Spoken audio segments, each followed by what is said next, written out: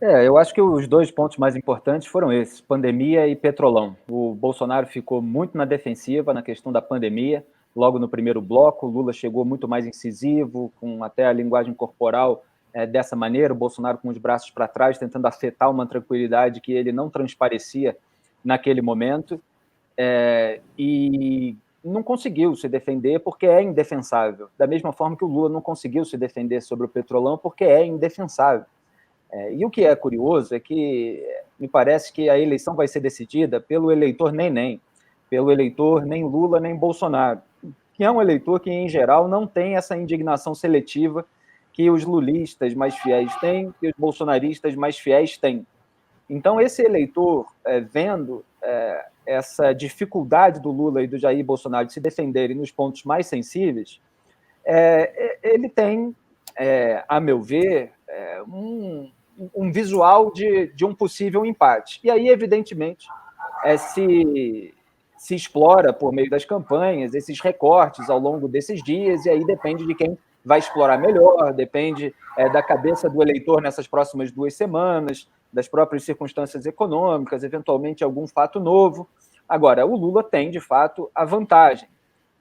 E assim, quando se diz que quem tem a vantagem, se há um empate, continua na frente, isso pode ser que aconteça, mas também, se há um crescimento do bolsonarismo que já vinha acontecendo nas últimas semanas, e o debate não houve nenhum deslize mais grave do presidente para impedir esse crescimento, quer dizer, esse movimento inercial, de certa forma, ele pode continuar. O que eu acho, e a gente vai detalhar mais, é que estava havendo um crescimento do Bolsonaro em Minas Gerais, São Paulo e Rio de Janeiro, e houve um desgaste com esse episódio, que foi mais ou menos controlado depois da decisão do Alexandre de Moraes, da declaração dele sobre meninas venezuelanas.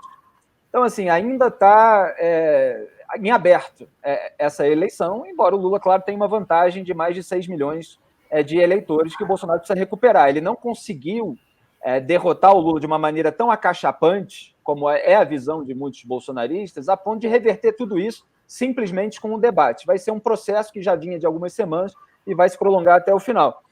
O Lula colocou ali o deboche do Bolsonaro, fez até um contraste que é importante, que ele foi visitar o Reino Unido para o funeral da rainha, mas não foi visitar nenhuma família, nos hospitais. Ele atrasou a compra das vacinas, desinformou sobre as vacinas.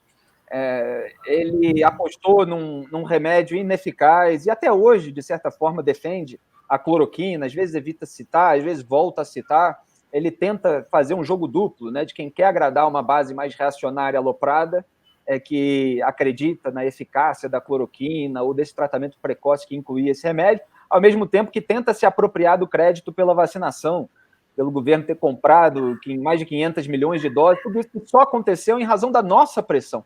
Pressão da imprensa, pressão da sociedade civil, pressão dos agentes internacionais, pressão da própria repercussão da vacinação em outros países contra a vontade do presidente, que não respondeu, assim como os seus aliados no governo, a dezenas de e-mails da Pfizer, não foi atrás, como o próprio Benjamin Netanyahu, então primeiro-ministro de Israel, supostamente dentro do mesmo campo político e ideológico, foi atrás da Pfizer, atrás da Moderna, ligações de madrugada.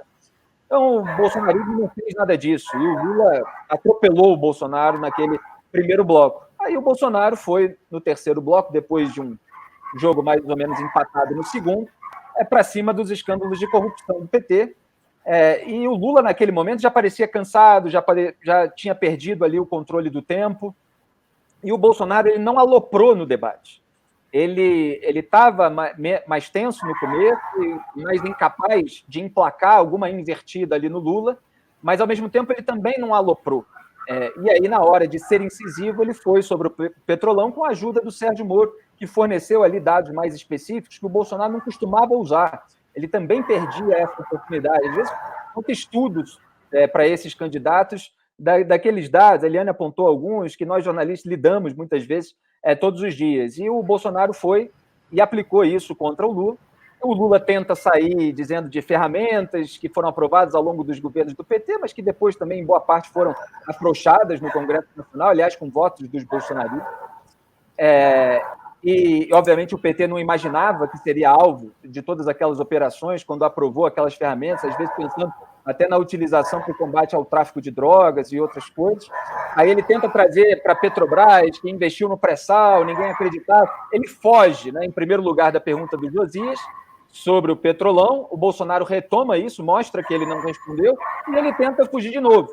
Afeta ali um discurso sobre governabilidade, etc., mas não consegue justificar a roubalheira e fala assim, se encontrou ladrão e prendeu, então é isso, mas não pode atrapalhar as empresas, e aquele negócio a variação do rouba mais faz, né, do nível empresarial, é o rouba mais gera emprego, é o rouba mais paga imposto. Ele insiste nessas narrativas que acabam não pegando como a rejeição à roubalheira petista. Então, assim, foram os dois momentos principais para mim. O resto, o Lula emplacou ali a questão das universidades e das escolas no começo, que o Bolsonaro não conseguiu responder, tentou justificar pela pandemia.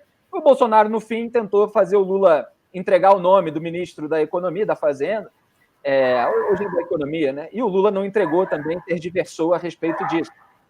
Então, o eleitor neném é que vai decidir, e a cabeça dele está em investigação nesse momento.